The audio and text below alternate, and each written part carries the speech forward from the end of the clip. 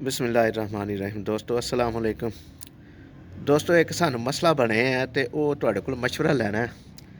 शायद किसी नूं पता होवे ते मशवरा दे सके और साडे इलम विच इजाफा हो जाए ते जेहड़े वीडियो लोकी देखते ने शायद उन्हां दे इलम विच इजाफा हो जाए।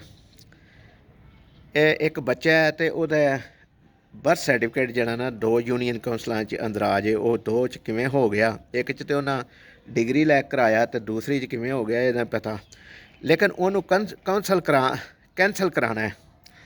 कैंसल करवाना है तो वो समझ नहीं आती भई कोई बंदा मशवरा नहीं सही दे रहा, सानू ना समझ आ रही है कि वो कैंसल होने का तरीकाकार की है। नाजरा दे दफ्तर वाले करनगे कैंसल या यूनीयन कौंसल जो कैंसल होएगा तो मसले का हल निकलेगा।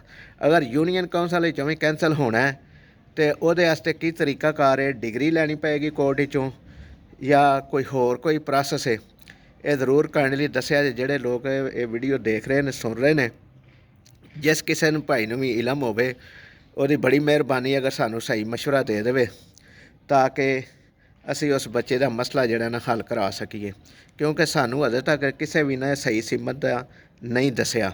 हर बंदा जिहदे कोल मशवरा लैने आप लीगली तौर पर या मसलन तलक बेस ते या समझ लो कि समझ के क्या इस इदारे का बंदा है, लेकिन वो अपनी नवी कहानी सुनाता है और सही समझ सही सीमत का नहीं पता लग रहा।